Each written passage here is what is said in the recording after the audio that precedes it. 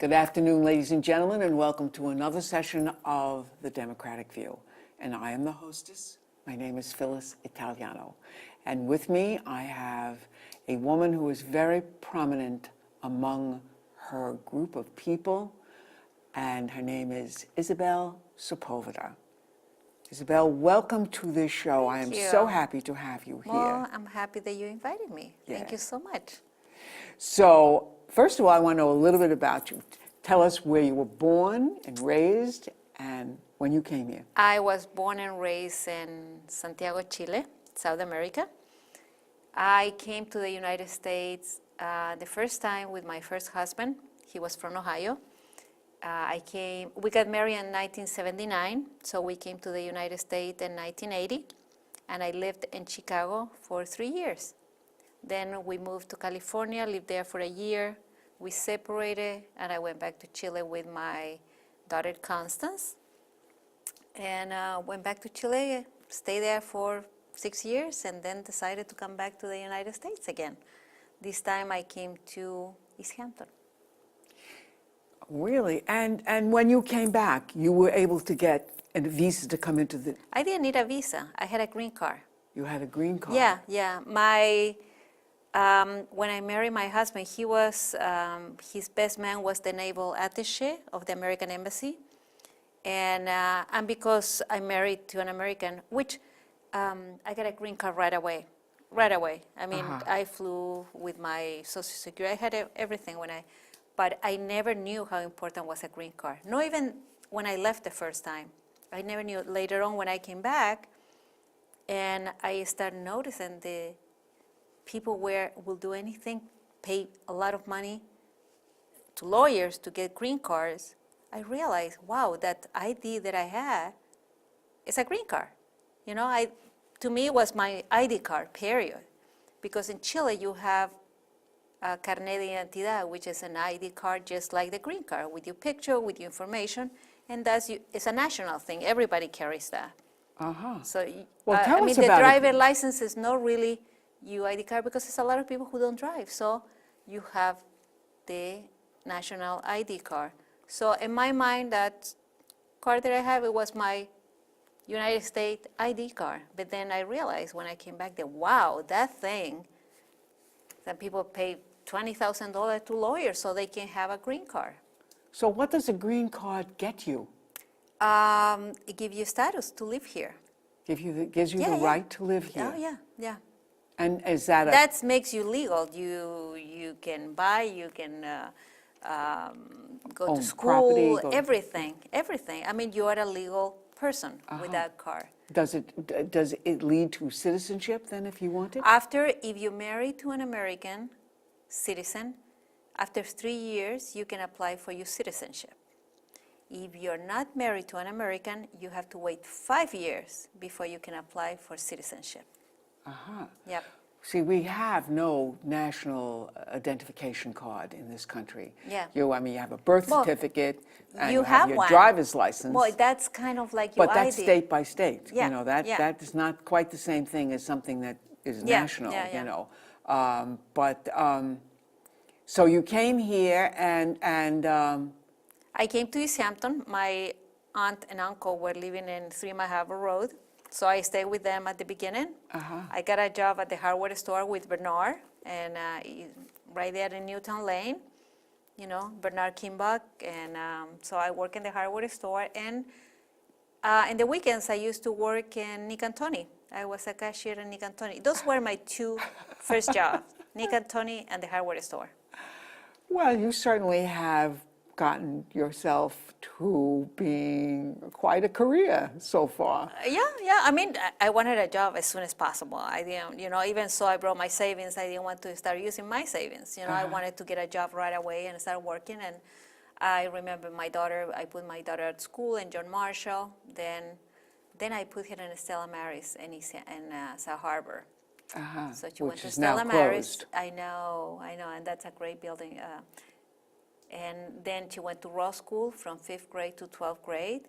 She graduated from Ross, some of the first classes that graduated from Ross. Yeah. So how did you get from that to this? And I'm pointing to this Voz is the Latina. newspaper Yeah. which you publish. Yeah. You know what happened? 11 years ago, a group of Latino women and men, we decided to start a Latino organization, and that's how all I started, Organización Latinoamericana. And for 8 years, for example, we do the only Latino film festival in the Hamptons, and we do it at the Parish Art Museum. And we always, I mean, great movies, and we do that under the organization. We also have a computer classes, and we have English as a second language. We had had art classes for children, and sometimes we had had it at the Bridgehampton Childcare, which I'm at the board of the Bridgehampton Childcare for 11 years, or we had it at the Parish Art Museum. And I mean, trying to do things for the community. I mean, those art classes, they are mainly bilingual. They can be for English-speaking kids, Spanish-speaking kids, you know, everybody's welcome. I know all about bilingual. As I told you earlier, I was an administrator in a bilingual school. Actually, it was the best placement I ever had. You know, that's my dream. I'm going to tell you, that's my dream, to start a dual language school, Spanish and English. I mean, it would be amazing, amazing. Well, because I was in Yonkers Public Schools, and we had a bilingual school. Guillermo Maria de Hostos was the name of it. My daughter now teaches at that school as well. Wow. And I absolutely loved it because we had the most supportive parent community that I ever saw in any school I was ever at, including a very fancy private school. Yeah, but I bet you they were very open-minded parents, because to accept something like that, you have to be very open-minded and very worldly. You have to see the world. Yes. You know, you have to connect with the world. That makes a big difference. In Chile, where I was born and raised, is a lot of bilingual schools. For example, the Italians who immigrated to Chile, Argentina, Uruguay, some of the relatives came here, they have the Scuola Italiana. Scuola Italiana, every subject is taught in Italian, math, art, music, everything is in Italian. So the kids enter there in pre-K, and they leave in 12th grade. So everything is taught in Italian, but they have as a language, they have Spanish, and they have English too. So the French, they have the French Alliance, La Maisonnette, they have different schools. Also, everything is taught in that language. The German has the Deutsche Schule, which everything is taught in German. And I notice in Chile, people are very open to that. Here, people are more like, no, you are an American, you don't supposed to speak other language. I mean, to me, it's like cutting your arms. I mean, more languages, more tools. You can work anywhere in the world. The more languages you have. The only problem I will say is that some of us are not language people. I have been never- struggling all my life to really learn Italian. In Chile, when I was in school, my grades in French and English were the worst. The worst. I mean, red, always, bad. When I came here, a year later, I could communicate, I could understand, because I was submerging myself in the culture. Well, Yeah. emergence is the key Yeah. to the So, word, to and language. a year, and I know if I go to France and I live there a year, I will get it. You If know? I went to Italy So, and could live yeah. there a year, I also would be able. That's key.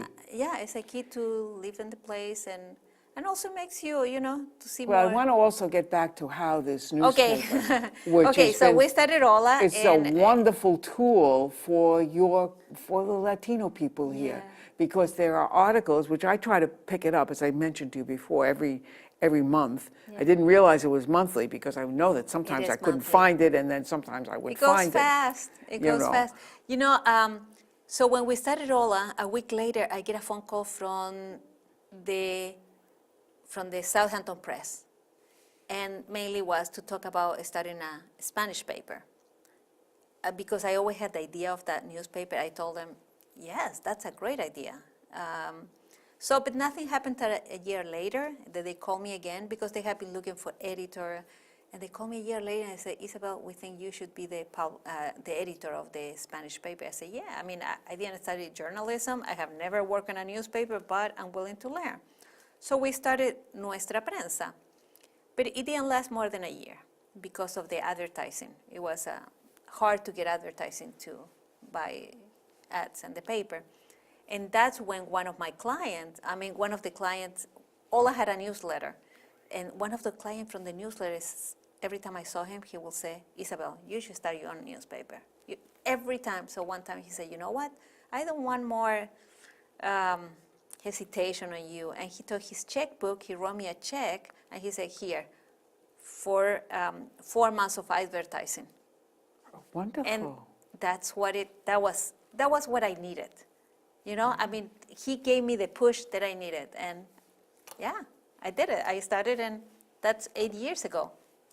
Well, it's a wonderful tool for the community because people need to be able to read what's going on and where to find things and all of the information that you have in this newspaper. I don't know if you notice also, we connect with the world. We don't, if you see, we have things not only about local, we have about the United States, and we have things global, because the Latino has a very global mentality. I mean, we are bilingual, we are bicultural, and we keep that connection, you know? I mean, I go at least once a year to Chile, you know? And all my friends from Argentina, Ecuador, Colombia, all of them constantly go and for vacation for a month, stay with their family, their parents, brothers. Yes, I know. They used to do that when they would take the children out at Christmas time. I know. Oh, I did the same thing with my kid. I said, look, okay, you have to learn geography too, so let's go to Chile. Let's go to Argentina, yeah. You know, I mean, you have to take them. They have to see with their own eyes other countries. You know, not like, I don't want, at least with my kid, I didn't want to think, oh, Chile is this way, that way, because it's what they hear from people. No, I want them to go there. Even my older daughter, when she graduated from college, she went to RISD, Rhode Island School of Design. She asked me if she could go and live in Chile for 6 months. I said, yes, of course. And the little one, in 2010, we went to Chile for a month, and she asked me if I could sign her in a school there. I mean, but I did. I spoke to my sister-in-law, and her kid go to a private school, and they allow her to go to school there. For 2 weeks, I think it was. She didn't understand much, but the experience that you can't buy that. It's very broadening. That's amazing. Yes, it's very broadening to be able to. I know that 3 of my 4 children also went to school in another country for their master's degrees. I think that's such a plus. Yeah, of course, for us, they went to Italy. And, you know, one of the things that we know is a very big hot issue these days is immigration. Now, we know that there is the DREAM Act, and the DREAM Act so far in this state has passed the Assembly. It's in the Senate. It hasn't moved, but one of the things that is going to allow is going to allow people who are struggling to put their children through college to have access to the TAP program, which is something as a single parent I had to use for my children to go to college. It's a tuition. Can't think about what the TAP. You know, I didn't know about those things because my daughter, right now, she graduated from RISD. That was $50,000 a year school at least. I mean, now she has a huge debt, huge. Well, there are people who can't afford $50,000 for a year. You know, I couldn't. That's why now she is. You know, we couldn't get student loans, and I mean, finally she got student loan, but we cannot get grants or anything. So. Well, that's what the TAP, the TAP program is about. It's about giving people the opportunity to get educated. And what does education mean? It means everything. Yeah. Well, I couldn't agree with you more. Being an educator, because without education, you are. And also we have stuck. the national law that is now before Congress. And we're hoping to get some action on that so that it will allow people to have a pathway to eventually becoming legal here. Yeah. And that's very important because these So people many. are, I mean, they're here, they're working, you know, and I always try to bring it back to the fact that unless you're an American Indian or a Native American, whatever way you agree. want to call. I agree. We're all immigrants. Yeah, All I of us agree. came I from another agree. country. Exactly. I mean, we all And took over from them. that's It was right. their land. And that's exactly, we stole the land from them. And it's the same thing in Chile. Chile, I mean, Sepulveda is not an Indian name, it's a Spanish name. So a lot of our countries in South America is the same thing. Immigrants from Europe took over, and they took the land from the Indians there too. I know. It's exactly the same thing. I know. There's a big thing going on now about not the Incas, I think it is, about being, well, it's not a very pretty Well, story. in the south of Chile, the Mapuche Indians, they are really rebelling because a lot of the wealthy landowners, white of course, they have ranch and all that, and that used to be their land.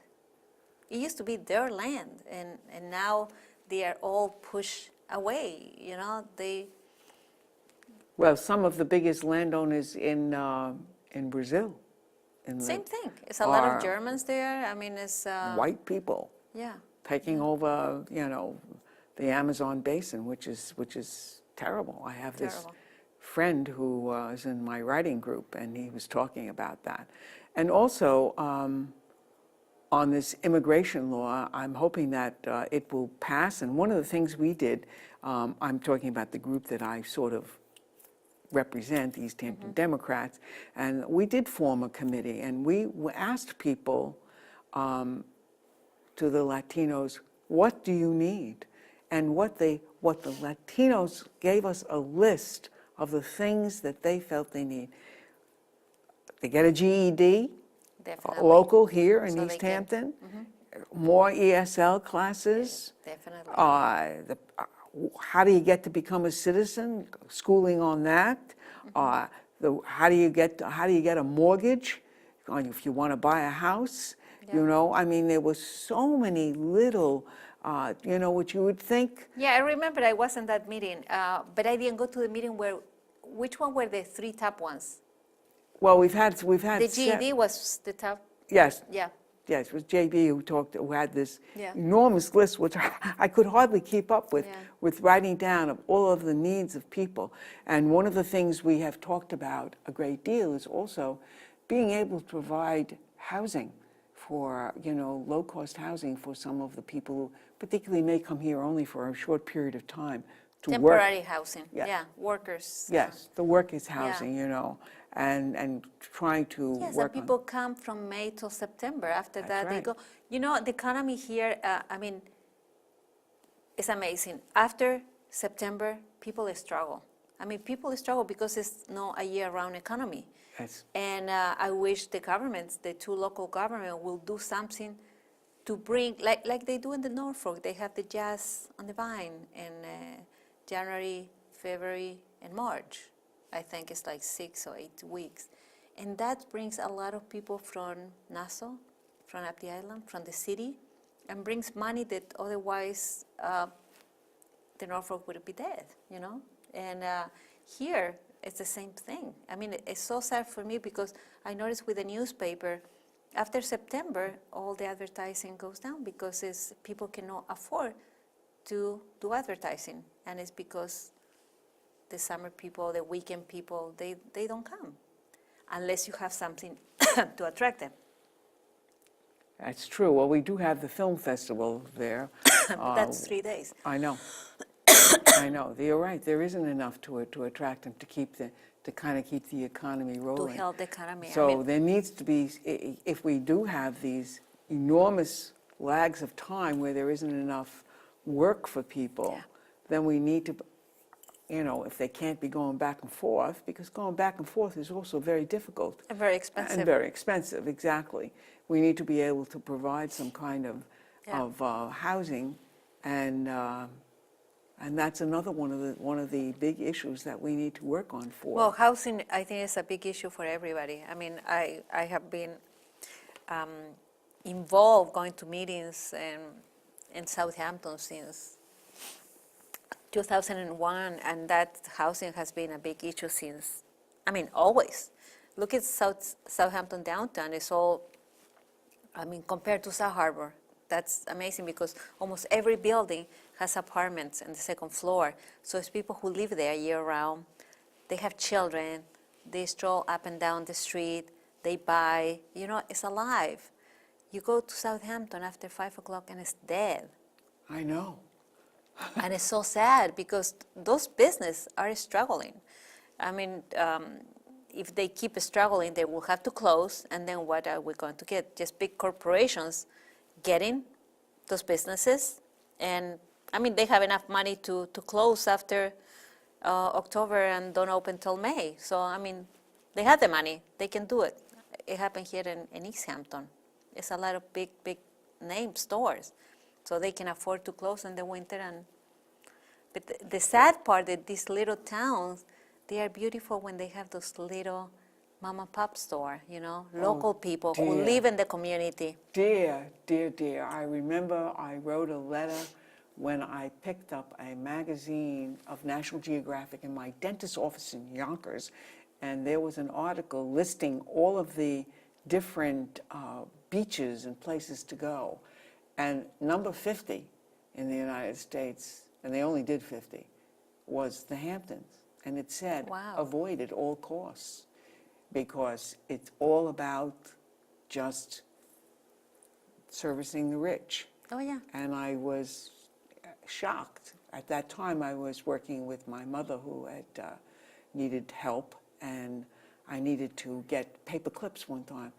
I couldn't find a place to get a paper clip. I had to go to Bridgehampton to get to the Commons to get a paper clip. Wow. And I thought, well, I have my purse. I have my choice of $2,000 purses, but I can't buy a paper clip in East Hampton. Amazing. And that's really something awful. I guess the East Hampton people have lost their village, it's not what it was 20 years ago, where little store, little boutiques, Right. Yeah. The rents are too high, and it's not a year-round economy, and Yes, Yeah, it has become. really sad. It's almost a ghost town. I hope whoever becomes the supervisor here thinks about that and, create something that will bring people in when it's very slow season. So And I often wondered if there was any way you could put some pressure on some of these owners of the buildings to not keep raising their rents and pushing people out. I remember shopping in Macy's one time, and they said to me, who's the guy who's got all the stores in town and the big designer? And they wanted me to look at his quilts and stuff. And I said, I don't want to look at that guy. And I said, he owns my town. Yeah. And the sales lady said, oh, you must be from East Hampton. Yeah. Because Right. there is, some... who was it, Ralph Lauren? Ralph Lauren, Yeah. exactly. Ralph Lauren, it was looking Yeah. at his quilts, and they said, oh, you must be from East Hampton, because other people from East Hampton won't buy his stuff either because he Yeah. owns the town, and it's... Well, he lives in I don't Montauk. begrudge the man having Yeah. his stores, have your stores, fine, Yeah. but we also need to be able to find a card somewhere. So you want to send a card to somebody. We used to have a nice card store. You can't, you don't have a card store anymore. Where in Newtown Lane is not there anymore? No. Oh, And Steve's stuff has just had to move too. People have to move out of East Hampton. that is so sad. Because the rents are so exorbitant. But why people, nobody's stopping that? Is anything that can be done? You know what? I don't think that the powers that be are caring about the needs of the community. I think that's pretty pervasive in this town, particularly in the last 4 years, that the needs of the community have not been met. Yeah. And it's been... And that's the community, the vote for them to be in power. That's right. That's right. Well, That's- there's a big election coming up in September, which we will... Who is going to be the candidate? Well, we don't really know yet. Oh, no? We'll see what Okay. happens. We have a convention for the Democrats coming up on Wednesday, the 15th. Next week? Next week. Oh, my God. Next week. Okay. So it will probably get around on patch, Yeah. by Thursday morning. Okay. Who will be what. Okay, I'm going to be watching. All right. Yeah. So you know what? I'd like to just end on the fact that I find it very, very wonderful that you have taken upon being a leader, because leadership is important, and the right kind of leadership, someone who has a more global view and understands the issues. And connected with the two communities, that's so important. Yes. You don't want to segregate, you want to be involved, you want to be part of the Absolutely. community. Yeah, I have been Absolutely. trying to be part of the community, and as much as I can. Absolutely. I mean, look, we're all out here together, so we might as well work together, and we might as well That's enjoy right. each other. I was very lucky. I was raised by a mother who used to say, well, it isn't what people are, it isn't anything like that, it's what are they like. And Yeah, I as know a person. that Yeah. as a person, Yeah. or as Martin Luther King used to say, the content of their character. My mother wasn't as eloquent Yeah. as, but I know that the people who I have worked with and who work with me and come and do things in my house and around my grounds and stuff like that, they've been terrific. I have never had a bad experience. Great. They have Yeah. all been absolutely wonderful. Yeah, they are hard. Latino community is very hard worker, and also they are ambitious, and they start their own company. I have, met so many people who have their own companies. It's like they have a drive, really. Yes. Yeah. Yes, they To are. excel, they are excel, definitely excel. a big plus to our community, in that they are very ambitious. They are sending their children to colleges Yes. and trying to do their best, and very hardworking. Yep. Very hardworking. So that needs to be rewarded and recognized. I agree. It's I very agree. important that we do that kind of thing. Well, the show is over now, so I want Okay, to so thank you thank you. again. Thank you and for inviting me. I want to remind people to look at our website, ehdems.org, ehdems.com, either one. And we are getting more of our stuff up on YouTube as well. There's a link to YouTube, which will Great. have these wonderful interviews. Thank you. Thank you. Keep up the good work. Thank We you. need Thank you. you for inviting me.